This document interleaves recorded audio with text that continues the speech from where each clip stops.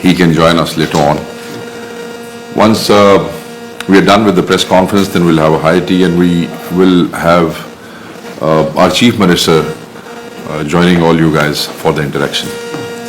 So we have asked him to join you guys. You can have all the questions, whatever queries you have with Chief Minister especially, that would be. We'll start our press conference with a video that we have specially made for you guys. There are two videos. There's one who will actually explain, and then there is a file. Imran Khan called for a peaceful protest. And then there is then after this there is a file which we'll also share with you. Give you a little overview, and then we can open the house for the questions. Please. Total missing that we have mentioned in the petition is 139 people. And but the list is not final, it is still evolving. We keep getting informations, and after we shared this data with court, somehow people who were missing suddenly appeared, few from the jails and few from the police stations.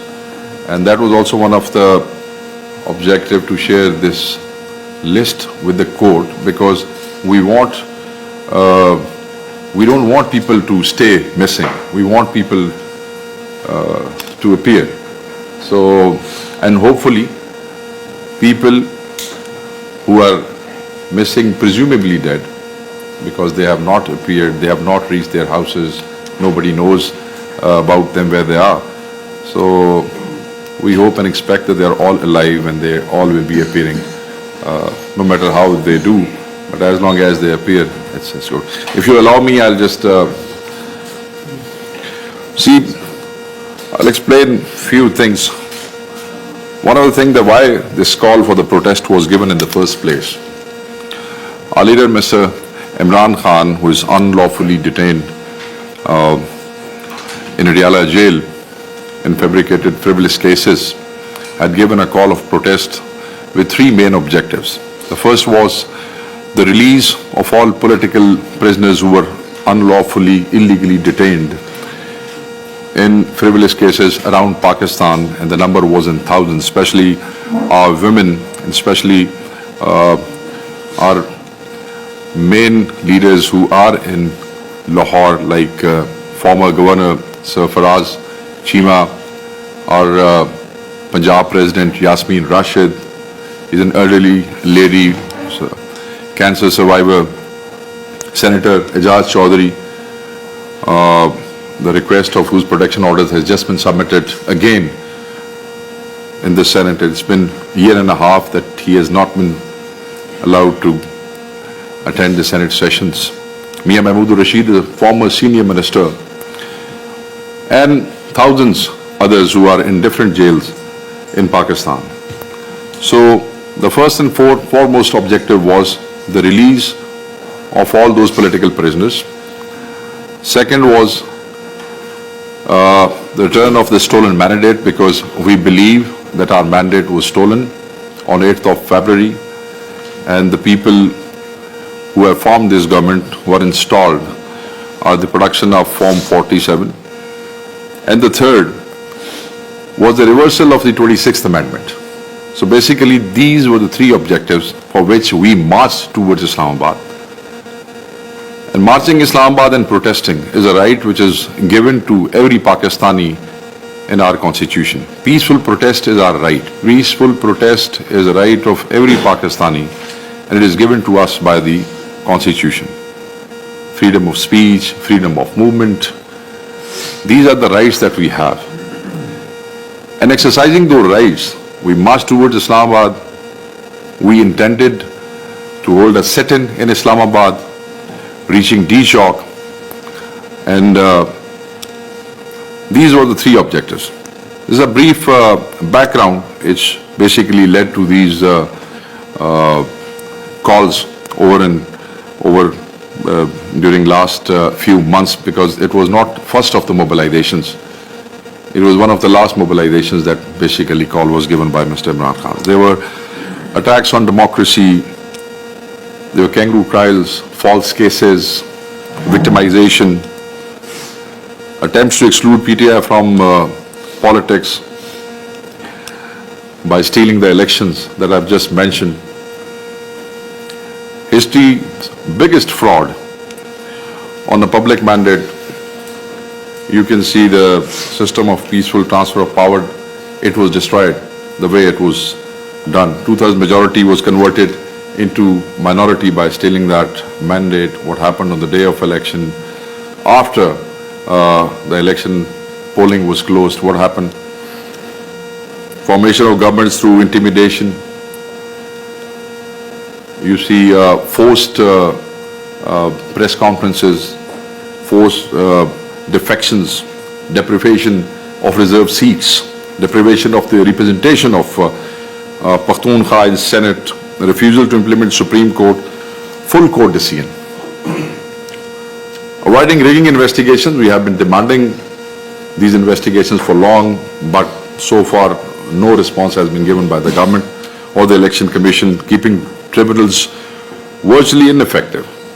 What is happening in tribunals, especially to the candidates of Pakistan Tehreek-e-Insaf, is self-explanatory. What happened in the case of Adil Bazai, the guy who basically submitted his affidavit of Sunni Ittihad Council, but it was not entertained, and they basically entertained an affidavit of their own choice, which was of PMLN. And you can see what Supreme Court has done in their decision. Division of Judiciary by the 26th Amendment. We hold this opinion that executive has basically attained effective control over the constitution of benches and over the judiciary through this amendment. So these are few of the things which basically became the cause of setting these three objectives and giving a call for 24th March towards Islamabad. The history of Pakistan Tehreek-e-Insaf as far as the peaceful protest is too long. We have been peacefully protesting for last 27 years. Peaceful movements against General Musharraf's rule, the arrest of Imran Khan and sacrifices during the restoration of judiciary, peaceful sit-ins in Waziristan, post-march against drone strikes. You guys would remember, most of you guys basically covered that. Historic 126 day sit-in in Islamabad against the rigging of constituencies in Pakistan. Historic legal battle over Panama leaks. Pakistan Tehreek-e-Insaf. National-wide peaceful election campaigns for 2013-18 elections, nationwide political activities after the regime change operation. So we have been protesting on all the forums available to us, but we have been peacefully protesting against that. Thousands of public meetings, rallies, processions, sit-ins. At the end of the day, we are a political party. Pakistan Tehreek-e-Insaf believes in the peaceful protest. We are not militants. The government is trying really hard to portray one of the biggest, actually the biggest party of Pakistan. They are trying to portray us as militants, but I'm sorry. Pakistan Tehreek-e-Insaf is the biggest political party. They are not militants. They are the promoters of the peace. They always peacefully protest. One of the historical, there was assassination attempt on Imran Khan in Wazirabad on November 3rd. Again, after this assassination attempt, there was no violence. We protested peacefully, and it's on record. A massive gathering on Murray Road on November 26th, peacefully dispersed after the assassination attempt. Nobody tried any mischief.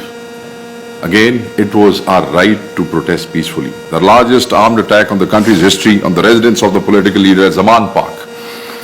For 30 hours on March 14th, remained peaceful despite cruelty and bloodshed. Appearance in court in Islamabad, March 18, Imran Khan survived the trap of death with thousands of workers, prevented chaos, did not call for any violent protest. Again, we dealt with this attempt peacefully. Workers were provoked, but still the leader gave only one call, and that was a peaceful protest. Objection on 9th High Court attack, nationwide peaceful protest, led to the false flag operation.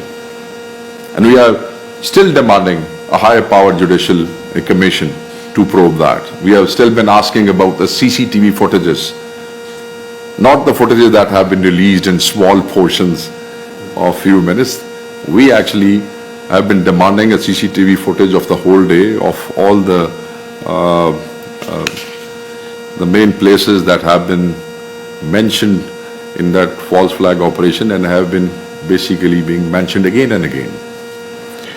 Demanded a judicial investigation, but again still not heard. Everything has been done. CCTV footages disappeared.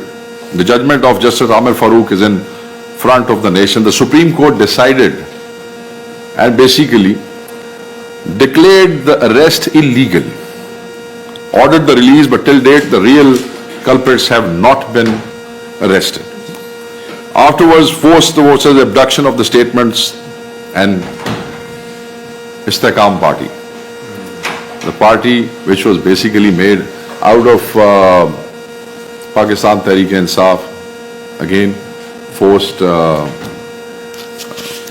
press conferences, defections, hundreds of fake cases, arrest of thousands of workers. Who else could have been alleged PTI for tarnishing the peace of the country except the unscrupulous, malicious and corrupt official mafia imposed upon the country through that stolen election? All these political miscreants together cannot claim the sacrifices the Pakistan Tehreek-e-Insaf has made for the country, its democracy, its constitution and its judicial system. Just after the false flag operation on May 9th, we, Pakistan Tehreek-e-Insaf, claim that we are the guardians of this country's democracy and its constitution and laws and traditions and public sovereignty. The attitude of the government nationwide after the protest was threats, bullying, oppression, closures, obstacles, fake cases, attacks on the Federation, police, ranges, in Punjab, CTD, special branch, law enforcement agencies, or God knows who, where and what, but anybody that they could use, they did. This is what happened. Invasion of the misleading and hateful propaganda. Lot of fake news every day. We have been responding to so many fake news in last few days that you can't imagine. Every day is like a sort of a factory of fake news that will just come, and it is very sad that without confirmation of the facts, there have been leading channels in Pakistan who have been running it, then you again say, you give a rebuttal and then they are fine with it, they'll also run that, but they will not bother to actually see if these are factual. Planning of the bloodbath. See, the account of the massacre, I'll just keep it brief because I would like that you guys would have many queries. I will just keep it brief. This is the darkest chapter in the history of Pakistan, when unarmed civilians and citizens were fired upon by their own police, and they were killed without any fear of accountability and any sense of humanity. The way they were killed, the way the bullets were fired, the way that guy who was on the container praying, he was kicked off the container. There was no humanity. I don't know what went to these guys. Snipers were deployed. Who uses snipers on their own people? Who uses urban snipers on their own people? And why use urban snipers? Getting to the D chalk was our constitutional right. There was this PTI specific law which was passed a few months ago, if our youngsters, because Pakistan is young, Pakistan Tehreek-e-Insaf's main following and the majority of people who was marching towards D Chowk was young. And if they were violating any law, which we don't think so, because we don't think that that draconian law should have been in place. Our right of protest, our right of freedom, our right of speech, this is given in the Constitution, and courts have to defend that right. Who will give us safety? Who will secure that right for us? So if those were youngsters were there violating any law, they should have filed the cases. And when they would have filed the cases, courts would have decided. But in which law? Just protesting and reaching D Chowk, who gives them authority? Which constitution, which law gives them authority to fire on their own youngsters? Pakistan Tehreek-e-Insaf has always upheld the supremacy of the constitution, has always upheld the supremacy of the rule of law. And we maintain that it was a peaceful protest fired upon by the snipers and all the guns that they used. Hundreds were injured and deprived of the medical treatment. They were rushed to the hospitals. Hospitals basically refused them treatments, pushed them out. Hospitals were cordoned. People, because of the fear of their arrest, most of the people did not go to those official hospitals, namely PEMS and the polyclinics. People rushed to the private hospitals. Most of the people, youngsters, with the fear of arrest, they left the city injured. So we are still collecting that data from different districts in Punjab. We are still in the process of collecting data in KP and in Balochistan. In Balochistan, you would have heard that there was this dua being performed in a mosque of one of the martyrs, and the police raided that mosque and then filed FIRs on one of the family members. Here there is this one martyr in Pindi Kotli, Satya, he's resident of Pindi, but Anish Sati, his family has been harassed. Their house in Kotli, Satya, was basically partly destroyed. There are people, masked men, deputed in their houses. If anyone goes to condole, you can see people in the mask roaming around and, writing their reports. Who knows, special branch, CTD Punjab, or security branch. The bodies were concealed. An attempt was made to convert deaths into accidental deaths. The case of Shafiq Lon, 3 days they did not hand over the body. And they were, finally when they did, it was from a Pindi hospital saying it was an accident. It was not an accident, it was a bullet wound. There is a video on the spot when he was shot and the people were taking him to the hospital, but still they pushed. Actually, all those who came to the hospitals to claim the dead bodies were told that they will not be given the certificates unless the cause of death will be of their own choice. Postmortem were refused.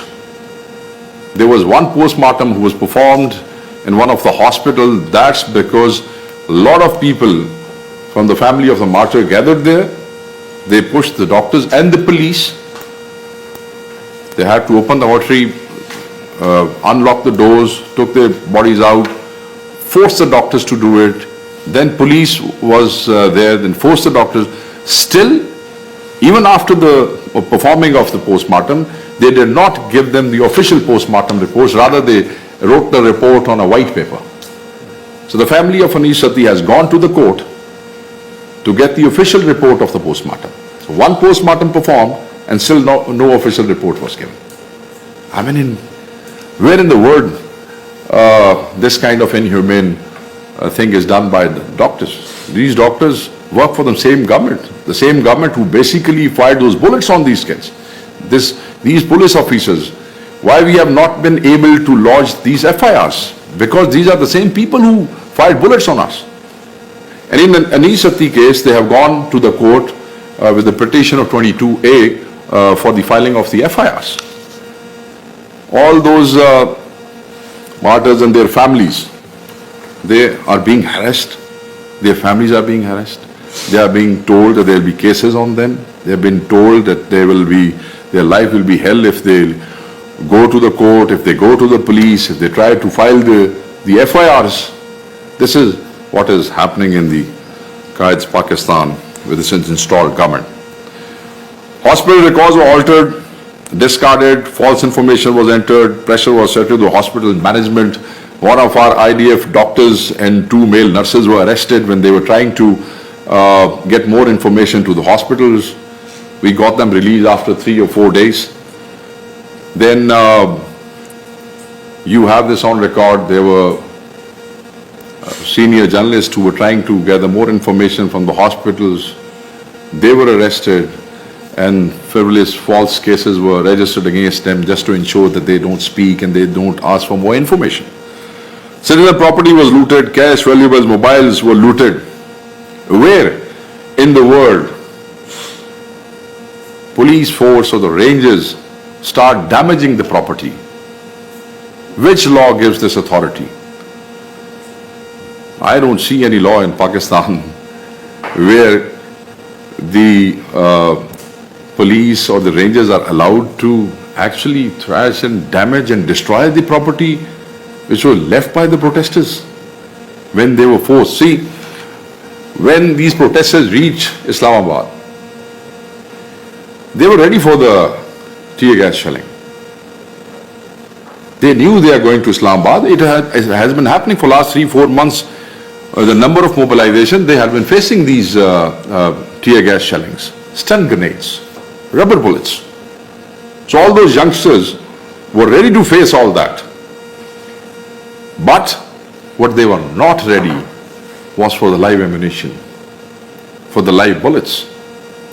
They did not, we did not expect that this government will order shooting at their own people, firing live ammunition at their own people, the youngsters. And then there is an impression, and this is very important, and I think it is important to mention here that they say that because they crossed D Chalk and they were trying to enter Red Zone, that's how and when the fighting started. No. The first protester who was injured with a bullet wound was on 24th on CPAC Road, when there was obstacle and stoppage at Dawood Khel and Mia Khel was removed. Those convoys which were coming from the south of KP, between Asr and Maghrib prayer, the first protester was fired upon and shot in the belly. He was taken to the hospital. And then people were shot. If you take all the videos, many people who were shot and killed were before Red Zone. So this narrative, well, the government says not even a single bullet was fired, and they were trying to build this narrative with their own aligned people in the media and in some talk shows and some press conferences. But thanks to the Deputy Prime Minister, who has come from firing no bullets to the aerial firing. And hopefully that aerial firing will prove over the time in the courts of law that that aerial firing was not just aerial firing, that firing was aimed at the innocent protesters. Then there was another senator, Afnanullah, who said on the floor of the House that he felt sorry the way the bullets were fired upon the protesters, though he was blaming us for getting to that situation, but at least he accepted that there was bullets fired on our people. This is how this narrative that they were trying to build, a no bulletist, and they have been pushing it every day in all the presses and all the talk shows. Where are those martyrs? Who was killed? Where is the CNIC? Everything has been presented before Pakistani media, even every day. In all talk shows, we have done 2 presses. Life has become so difficult for our people that even on the floor of the House right now, out of the 94 members of the National Assembly, you would only see 15 or 20. Most of them are facing these frivolous cases all around Pakistan. I was assigned to stay back in Peshawar to coordinate with the media and, the manage information and all that. I have got more than 18 plus cases or 26 registered against me. Even that the Rangers accident case has been registered against many of us, including me. Hundreds of peaceful, innocent, patriotic Pakistani left for the protest in those caravans. See, later in that afternoon, government goons, especially the cabinet members that we have already fixed the responsibility on in the petition that we have filed in the court, the government's rumor mongering and information cell began to bully and threaten again. One of that we have just shared with you. But then there are many, again, if you go in the talk shows, they have been literally threatening everybody. Police, Rangers, FC personnel had already cordoned off the areas. See, why we say the number of deaths is lot more than what we have confirmed is the way they again cordoned off the area after 26th. They stopped people from entering there. There was activity, ambulances, vehicles going in and out. Nobody was allowed to go in. So we are confirming that, and it will not. The way these missing people have started appearing, we think the number of deaths is lot more than what has been confirmed, but they will not be able to hide it for long. You cannot hide these deaths for long. You cannot. The media was removed. You can see I've just mentioned the case of Matiullah Jan. A night before that 5 minutes warning that we have just shared with you. I'll come to the future action plan, then we'll discuss. The blood of martyrs demand justice. Pakistan demands justice, and inshallah we will get justice. We will not rest. They can victimize us. They can file hundreds and thousands of cases against us. Until the day the last supporter of the PTI remains, we will not rest. Our kids will get justice, and we will get justice, inshallah. A high-level judicial investigation inquiry has been demanded again. It should be conducted, and those responsible for the massacre of Islamabad, they should be brought to justice. Proceedings should be initiated by registering cases which are being denied right now to us. Postmortems, it should be against the Prime Minister Shahbaz Sharif and the cabinet members which we have duly nominated in the petition that we have filed in the court of law. All missing persons should be recovered and released. Again, I would say that I pray that they are all alive. If they are being held somewhere, it's not on record. If they have been held by CTD, special branch, or any other branch, we demand their release. Detained Pakistanis should be brought before the courts, and efforts to distort the justice should be stopped. So there is this new tradition of people being released by the courts, and then, as you saw last night in Islamabad, in a case, there's one ATC judge released PTI youngsters, but then there's a police from Punjab and the other districts who came to re-arrest them, despite the fact that the judge had already given instructions that they will not be re-arrested, but they were police to re-arrest them. So this injustice, this fascism will not stay longer. These 12 martyrs, these death of youngsters, these missing people, their blood